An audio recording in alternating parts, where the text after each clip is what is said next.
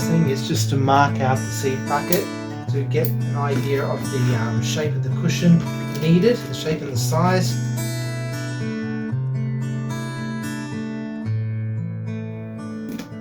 So just draw a curve around there.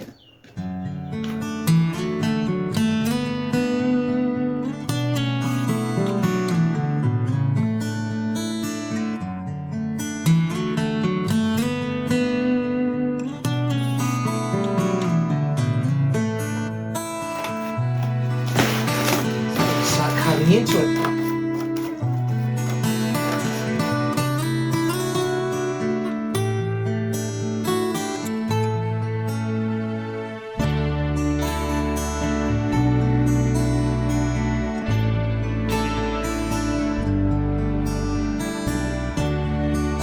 Fold it, make sure this line is correct.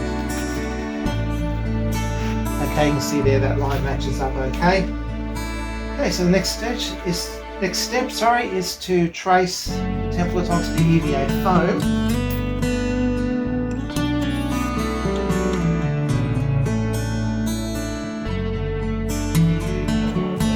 I might just flip this actually, just to make sure I get that other curvature correct.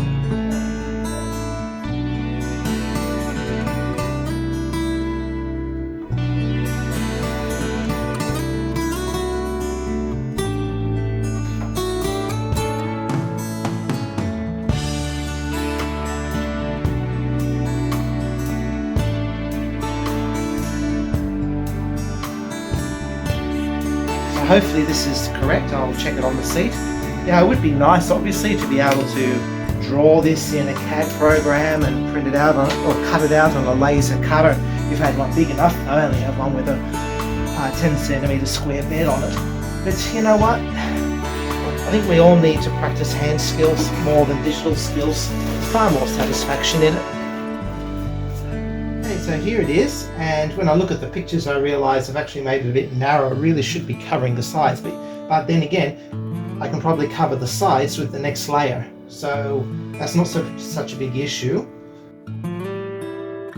I think I'm going to have to trim a little bit out here, so maybe I can just do that with a good solid pair of scissors rather than getting the knife back out. These are really heavy duty scissors now, they're good stuff. So this is probably a good time to bring them out rather than the knife.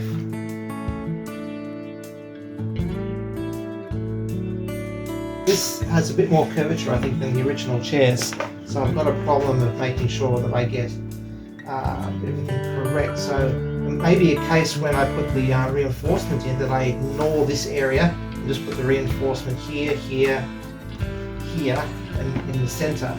I had another look at the original chairs, and I think I'm coming too far into the corners here. So I'm just going to trim a bit more off.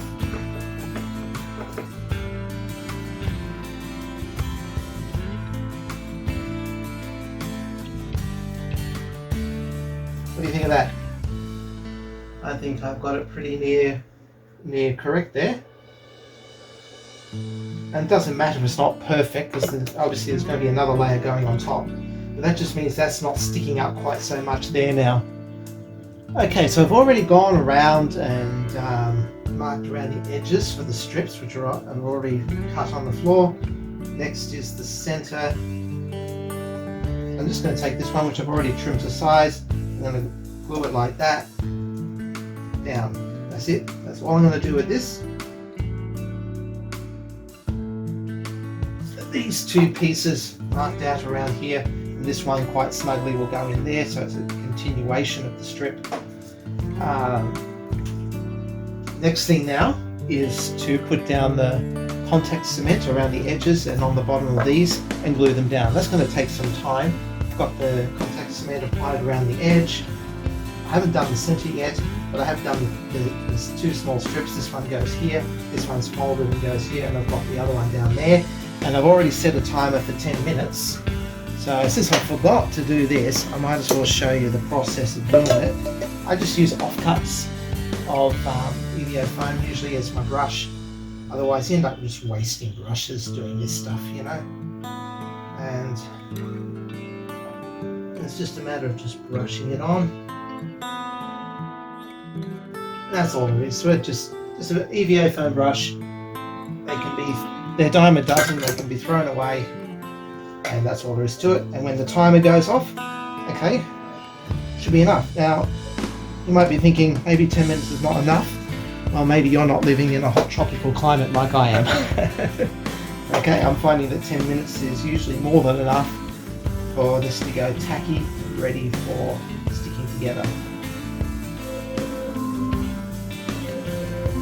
I hope you can hear that. That's my timer going off. So let's get started. I'm going to be really careful laying these down. I'm going to let the top overhang a little bit, not much.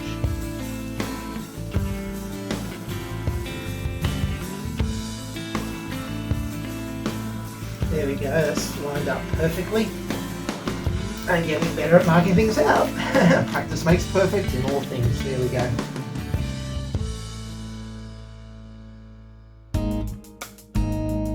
You can see here, it's actually sticking to itself on the bottom side now. So that's actually helping me. So there we go, we've got the basic shape that I was after. It's not exactly like the Windsor chair, but it's the basic ergonomics that I'm after.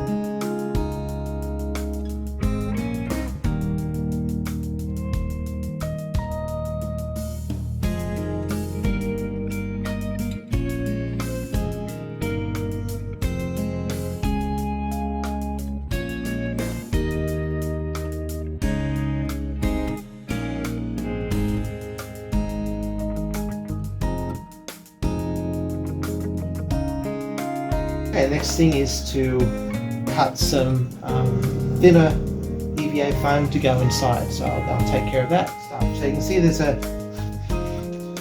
difference in the layer here, so that should provide a little bit of depression, a little bit of extra comfort, I hope. I'm only assuming that this is going to work, I don't know for sure. So the next step is going to be the top layer. This might be a bit thinner than the original seats, that doesn't bother me. I'm more interested in comfort than I am in the exact copy. So what I'm going to do next is I'm going to glue this face down onto some 10mm EVA, and I'll do the cutting out afterwards. So what I'll do for that is I will paint the glue onto these pieces here, okay, not here. I'm just going to paint the glue onto these supports. Then press it down onto the 10mm EVA foam, lift it back up and repaint the glue. That will give me an exact pattern then for repainting the glue and sticking it back down again.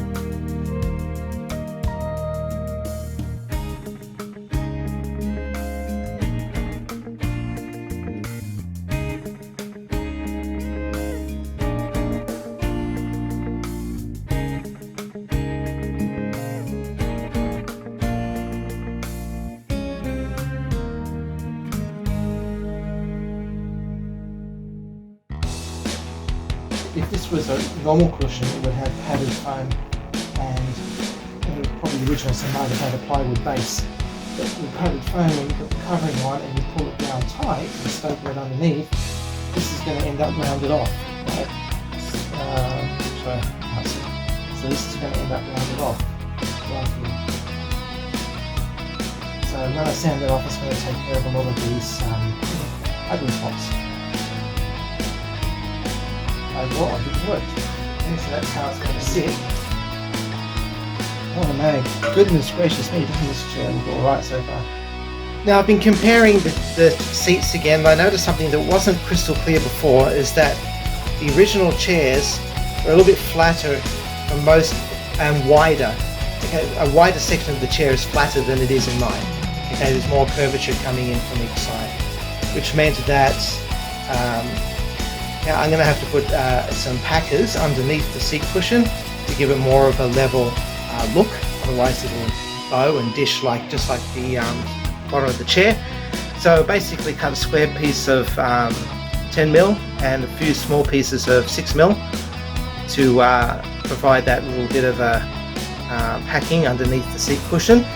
And also, because of the curvature, I went around and just cutting into the edges there. It's really rough, but that's the underneath, doesn't matter.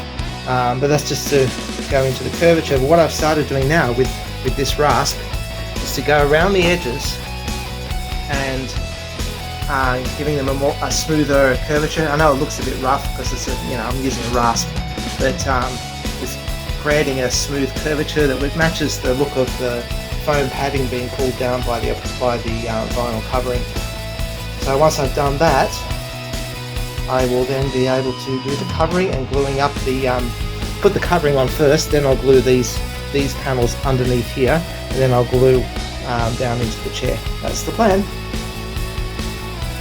I'll come back after I've done the dressing up.